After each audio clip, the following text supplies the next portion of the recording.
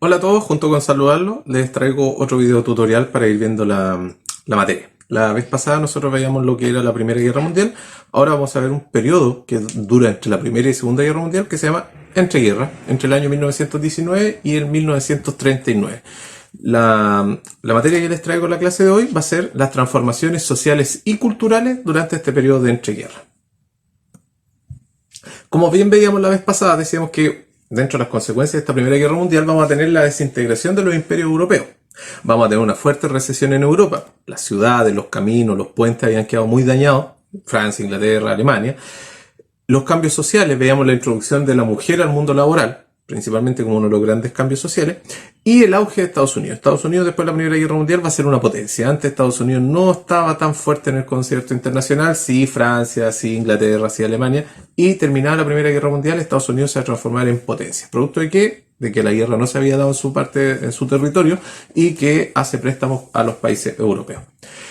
Junto con esto en Estados Unidos, después de esta Primera Guerra Mundial, durante la década de los años 20, se provoca una época de auge, bienestar social, bienestar económico. A eso es lo que nosotros le llamamos los locos años 20. Estos locos años 20 se van a ver caracterizados por dos cosas. Por un lado, el aumento de la producción y por otro lado, la expansión del consumo. En el aumento de la producción dice, los sectores de la construcción y la industria aumentaron notablemente. Además, surge la producción en serie gracias a las líneas de producción.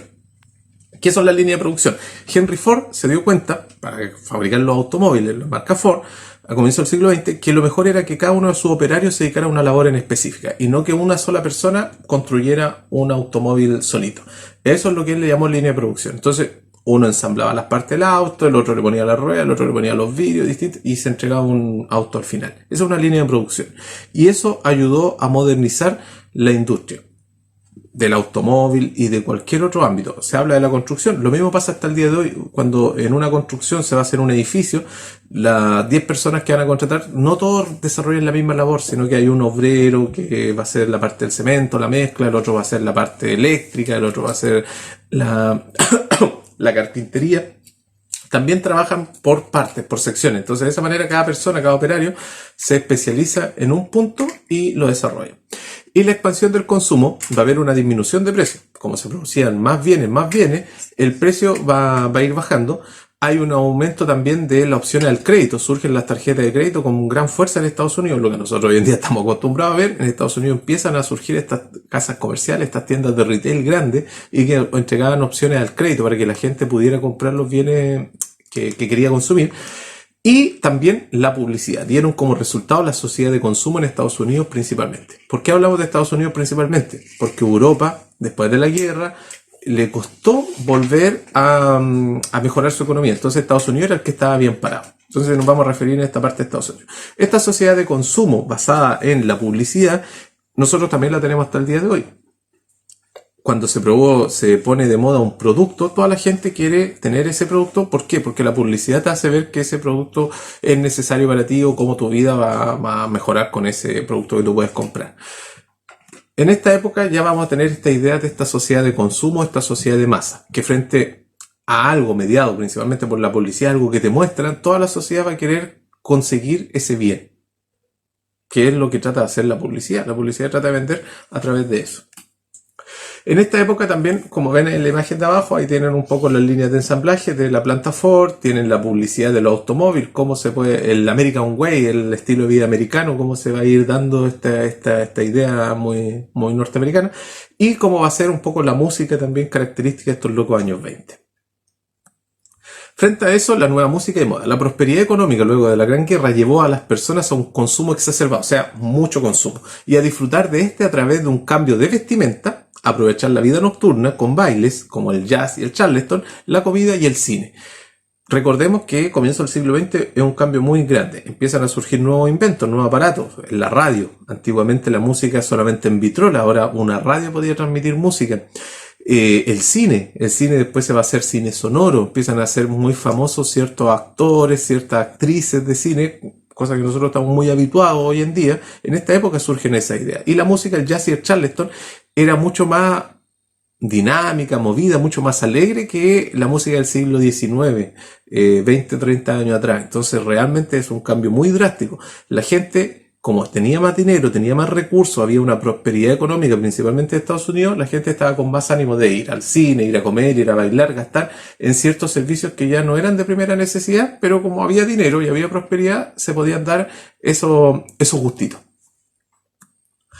También los artistas de la época surgen con nuevas ideas y eso se van a conocer como vanguardias artísticas después de esta Primera Guerra Mundial. Por un lado tenemos el dadaísmo, Marcel Duchamp, que lo tienen ahí en la imagen, trata de polemizar y ridiculizar lo tradicional, o sea, tomando objetos cotidianos de la vida, tratar de hacer una obra de arte. Ustedes ven ahí con una rueda de bicicleta sobre un piso armado.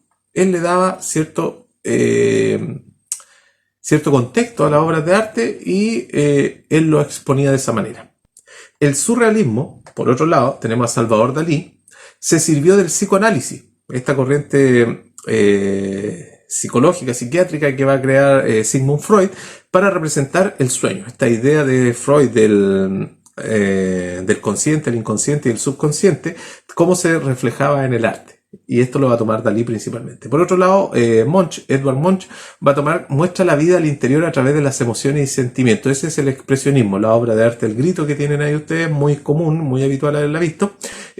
No representa un hecho puntual, sino que son los sentimientos y las emociones. Y por último, el cubismo, que es su principal exponente, Pablo Picasso, es fragmentar la pintura en planos sólidos para ver todos sus ángulos. Los artistas de la época no querían mostrar solamente en dos dimensiones lo que ellos querían representar, sino que buscaba a través de estos planos sólidos poder mostrar el dibujo o la pintura que él quería hacer completa.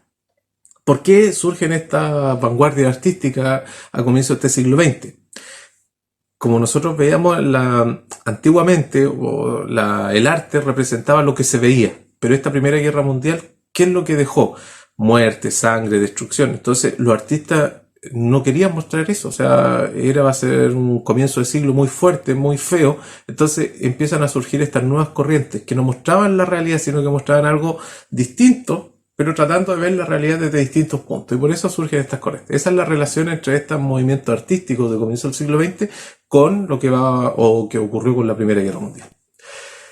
Volviendo a esta cultura de masa, esta idea de gente que frente a un hecho puntual desea algo similar o lo mismo, se ve muy mediado también por el surgimiento de la clase media. Entiéndase esta clase media, que no era ni la aristocracia dominante, ni era el proletariado que estaba con ciertas necesidades también muy fuertes en la parte social, sino que tenían un recurso, tenían un sueldo, podían darse los gustos que veíamos al comienzo, de ir a comer, ir al cine, poder comprar estos bienes en una tienda. Eso va a ser esta clase media que empieza a surgir en Estados Unidos y esta idea con este estilo de vida americano, el American Way Life. Y por otro lado, el surgimiento de los medios de comunicación masivos, que en esta época es muy, muy fuerte, muy importante. Por un lado, la prensa escrita, los periódicos de la época. Surgen muchos periódicos a nivel internacional, a nivel nacional, lo mismo. La radio. Vemos que este invento del siglo XIX se populariza a comienzos del siglo XX y empiezan grandes cadenas de radio a nivel internacional como a nivel local y se hacen muy masivos. O sea, traían los artistas que antes era solamente a través de un disco, a través de escuchar una orquesta que tocara una canción, ahora a través de la radio se podía masificar. El cine, los artistas de la época se empiezan a hacer conocidos, que antiguamente eso no pasaba, no existía el cine, entonces empieza a conocerse. Y por último, los deportes de masa. Estos deportes también, si nosotros lo analizamos, surgen a finales del siglo XIX, comienzos del XX. El fútbol, el tenis, la hípica, todos los deportes masivos van a surgir acá. Entonces también tiene que ver con esta sociedad de masa el querer o el gustar por un deporte o por un deportista en particular. Eso es un poquito lo que quería traerle en este pequeño blog, este video, en esta pequeña cápsula acerca de estos locos años 20, de estos cambios sociales. Espero que les haya servido y que puedan tomar un poquito de apunte acerca de esto junto con lo que va en su texto del estudiante. Muchas gracias, nos vemos pronto.